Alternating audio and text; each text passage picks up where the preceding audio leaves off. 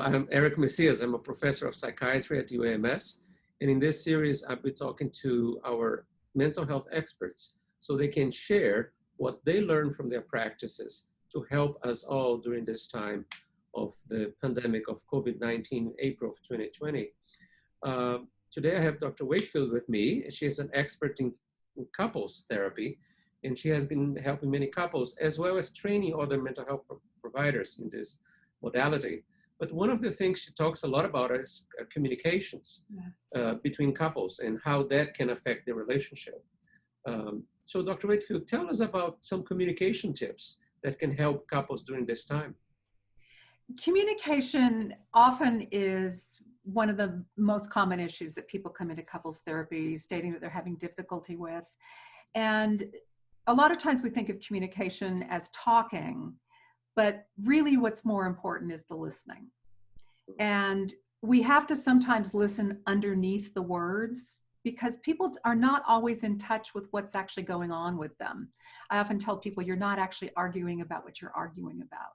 So if they're arguing about how to load the dishwasher, what it really might be about is I don't have any influence over you and you never listen to me, and I'm frustrated about how I do more than you. And, so these are the things that are underneath some of these arguments that we get into with couples.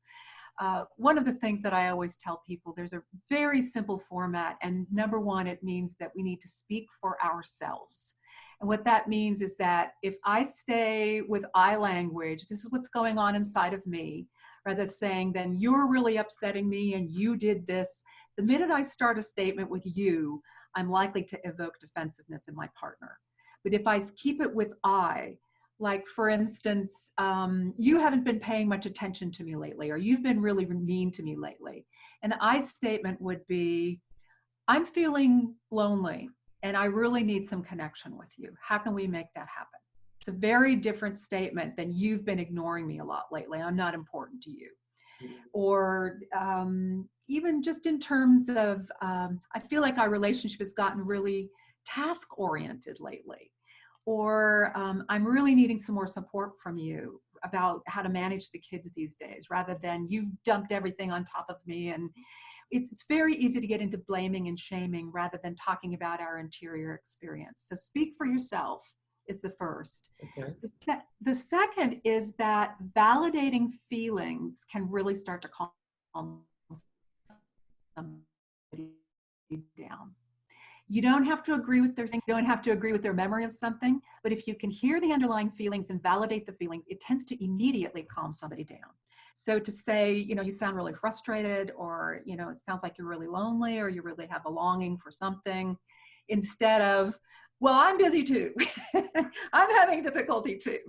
So we're wanting to talk in a way that evokes cooperation rather than defensiveness. Okay. And John Gottman, who's one of the great couples therapists, talks about the 4 horsemen of the apocalypse, and this is what they are.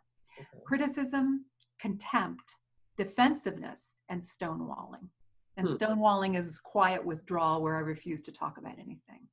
So those are 4 of the elements of conversation. Criticism often evokes defensiveness, and contempt, where I'm treating you like you're a selfish idiot or something like that, is definitely going to evoke a stone wall, that I don't want to get anywhere near me because you're assassinating my character and I don't feel like you care for me at all. So those are just some, very quick communication tips. That's fantastic, and I think it will help lots of people. Now, if people want to know more about this during this time, how can they learn more about communication in couples issues and how to deal with stuff? Well, I just launched a podcast on iTunes. It's called Love in the Time of COVID. Love in the Time of COVID. And we're talking about all sorts of relationship issues. The first episode, we talked about the new not normal. The second, we talked about the irritability we were feeling. I just finished taping one this morning on communication, talking about 30 minutes about it. Nice. And next week, we're going to do differences. We're going to do all sorts of topics. And we even have a call-in number for people to ask questions and leave their stories. Love in the time of COVID. Love in the Time of COVID. It's kind of a spin-off from a book that was famous a little while ago called Love in the Time of Cholera. Yes, marvelous. That's fantastic. Yeah. Fantastic. Thank you so much. And, You're and, welcome. and I'll check the podcast.